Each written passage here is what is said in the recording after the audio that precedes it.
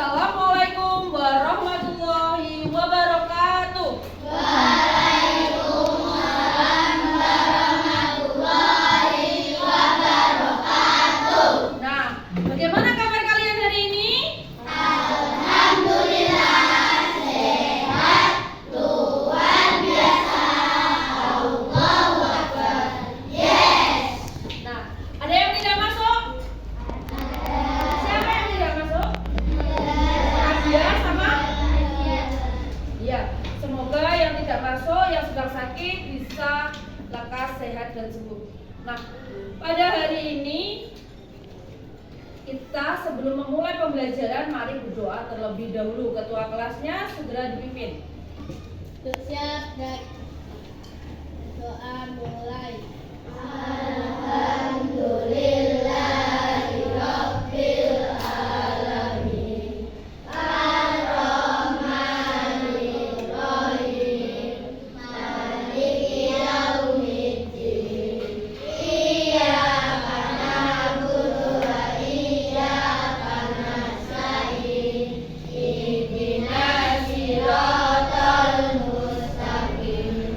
Siratal ladzina an'amta 'alaihim ghairil maghdubi 'alaihim waladdallin.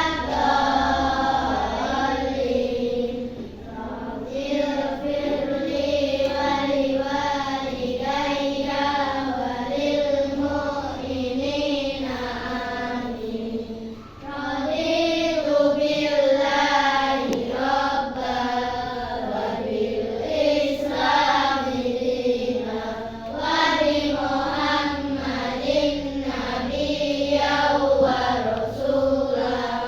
Rabbi zidni ilman nafi'an warzuqni fahman wasi'an. Untuk kembali bersemangat, kita mau ice breaking. Kamu pernah tahu Marina menari di atas menara. Ini adalah sebuah instruksi yang berurutan, di mana kita akan selalu mengingat bahwa Marina itu bagaimana tadi? Menari di atas menara. Nah, ketika nanti itu dipolakan apa yang disebut, kalian mengikut. Nah, hari ini kita akan belajar bagaimana sebuah pola untuk penyederhanaan, yaitu namanya adalah berpikir komputasional. Pernah dengar berpikir komputasional? Pernah apa tidak? Tidak, iya. Ini adalah sebagai dasar dalam koding dan kecerdasan artifisial. Jadi, yang sering kita dengar koding apa sih koding? Salah satu dari koding dasarnya adalah berpikir komputasional, yaitu sebuah cara berpikir yang membantu kita menyelesaikan masalah besar menjadi kecil. Jadi masalah yang kita awalnya besar, kita nggak tahu begitu rumit, itu bisa menjadi hal yang sederhana. Bagaimana dengan memecahnya?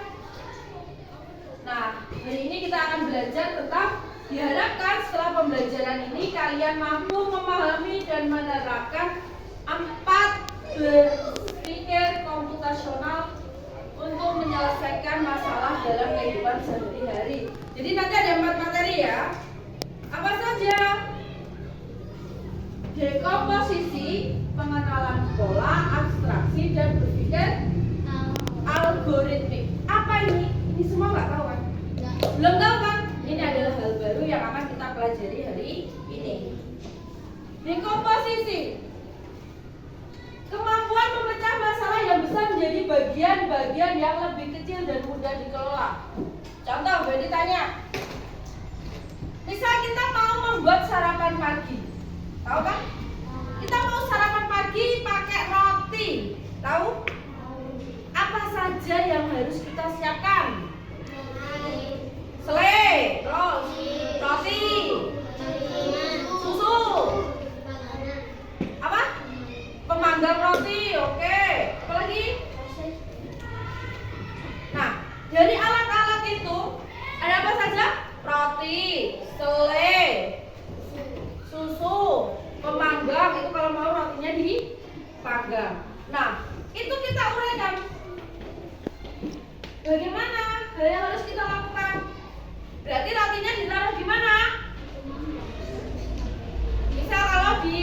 biasa, nggak dipanggang, kan nggak semua punya mangkok.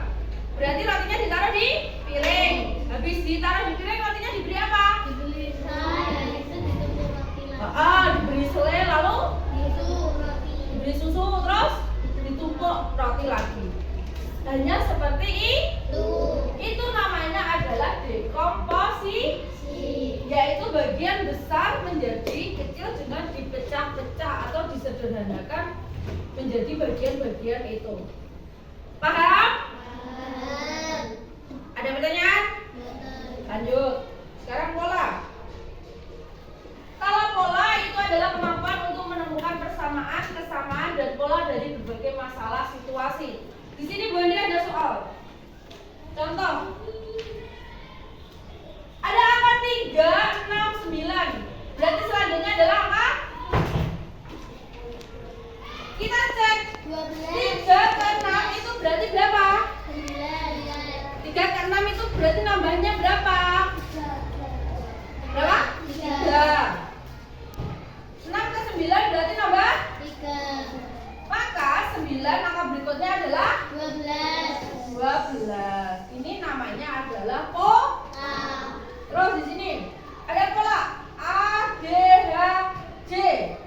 Habis A berarti sini D, lalu terus J. Oh ini kemarin berarti dia akan mengikuti pola-pola seterusnya. Bisa? Ada pertanyaan? Tidak, lanjut. Abstraksi sekarang. Pernah dengar kata abstrak? Apa sih abstrak? Abstrak itu apa? Abstrak itu apa? Abstrak itu hanya seperti sketsa, jadi dia hanya menggambar hal-hal yang penting saja. Jadi ketika itu diabstraksikan, gambar mobil itu ya seperti ini. Kotak, ada roda, kaca, sudah. Tetapi ketika kita melihat mobil beneran, sudah pernah lihat mobil? Sudah? Nah, ketika kita melihat mobil yang sesungguhnya, apakah cuma roda dan kotak? Ada apa saja di bagian mobil? Lampu, spion, plat nomor, apa? Kaca, apa lagi? Mesin, terus pelek. Nah, ternyata di bagian yang nyata itu terdapat banyak sekali bagian-bagian yang penting. Maka abstraksi itu adalah sketsa atau gambar dasar untuk menggambarkan hal-hal penting yang kemudian diubah menjadi nyata. Kemudian ini yang terakhir, berpikir algoritmik. Berpikir algoritmik adalah kemampuan menyusun langkah-langkah instruksi dengan jelas, sistematis, dan berurutan. Jadi berpikir algoritmik adalah jelas, sistematis, dan urut. Contoh, ketika kamu mau mandi, hal pertama yang kamu lakukan apa? Masa langsung lepas baju. Sebelum ke kamar mandi mengambil apa? Handuk. Terus mandi. Habis mandi sudah pakai baju ganti. Nah, seperti itu. Jadi misal berurutan apalagi menyalakan kipas angin. Berarti pertama apa? Habis dinyalakan ada apa? Dipencet atau dicetekan. Tekan tombol on. Kemudian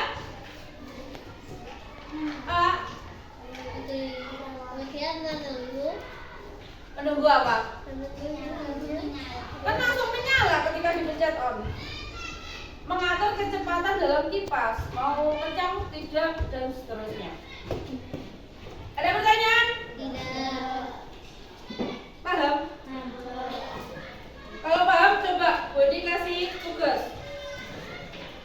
Dikerjakan secara mandiri, boleh beri kelompok satu baku satu, kelompok satu baku satu. Ya, nggak apa-apa.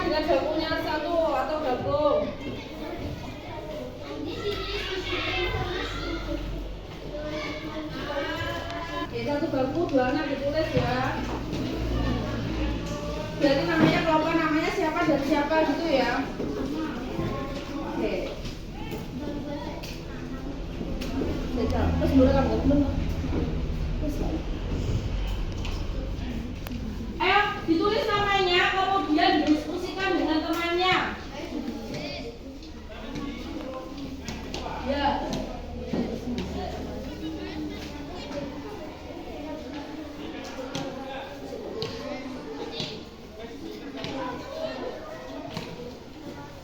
Ada pertanyaan? Kalian sudah pernah membuat jus mangga? Berarti kalian sudah tahu bagaimana cara membuat jus mangga. Ayo ditulis bahan, alat, maka ini masuk dalam kelompok sisi.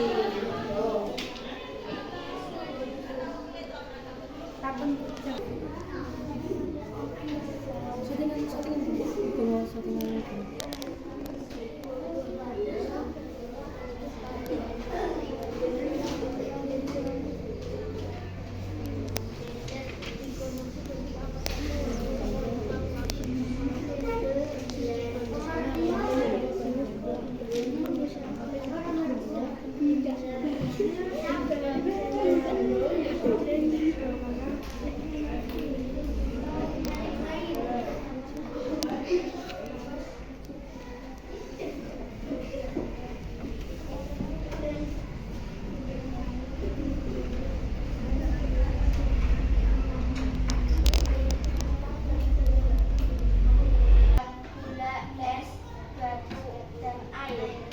Alat: gelas, pisau, dan penyaring air. Ya, baik. Terima kasih. Bahannya tadi apa saja? Bahannya buah, mangga, gula, es. Buah, mangga, gula, es batu. Terus alatnya ada apa saja? Blender, gelas, pisau, penyaring air. Ya, terima kasih Aldo dan Majid. Nah, setelah ada bahan-bahan tersebut dan alat-alat tersebut, coba Bu Edi tanya, apakah ada langkah yang diulang-ulang dalam membuat jus? Misalnya seperti mencuci buah, ada? Ada. Nah, kalau kegiatan mencuci buah diulang-ulang itu namanya apa? Namanya pengenalan pola. Iya, pengenalan pola yaitu selalu diulang-ulang. Habis ini lagi gitu kan. Nah, terus ada hal-hal yang penting atau tidak ketika kita mau membuat jus mangga? Ada. Ada.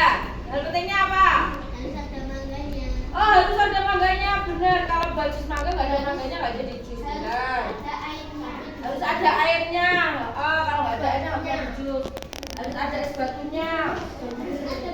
Es batunya wajib ada apa enggak? Tidak. Tidak, kan tidak selalu penting karena ada yang pakai es atau tidak. Jus tidak selalu menggunakan es. Nah, sekarang kita buat secara berpikir algoritmik, yaitu adalah urutan dalam kita membuat jus mangga. Siapa yang sudah siap? Saya, ayo maju Flo. Ayo sama kelompoknya berdua.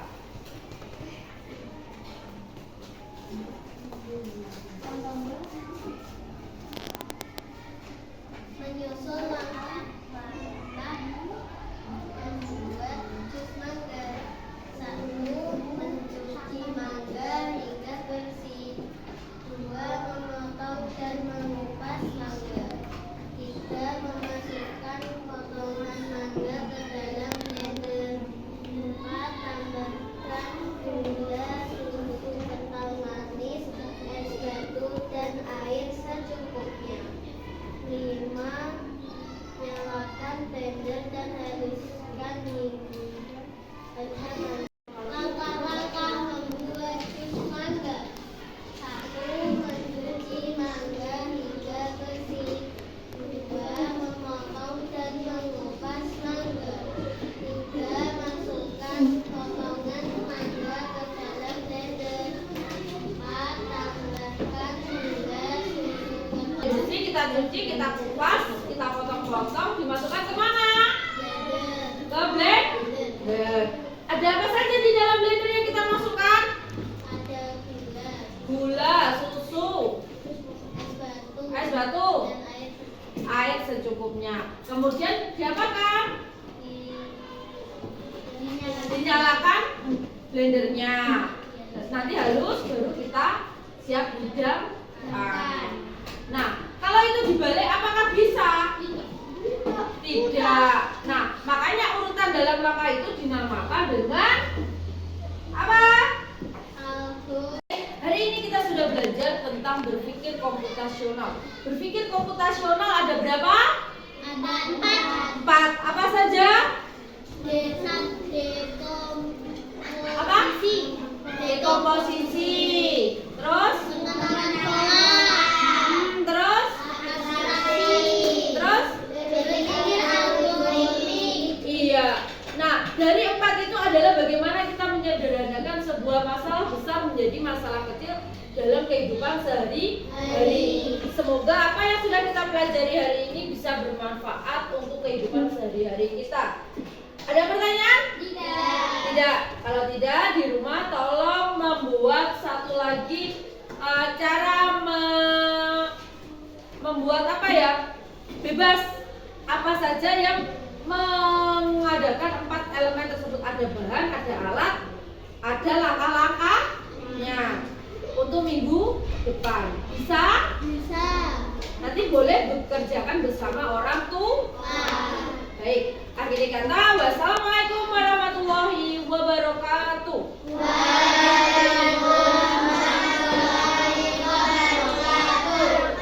Tepuk 1, tepuk 2, tepuk 3. Oke, tetap semangat dan selalu berhati-hati. Sampai jumpa.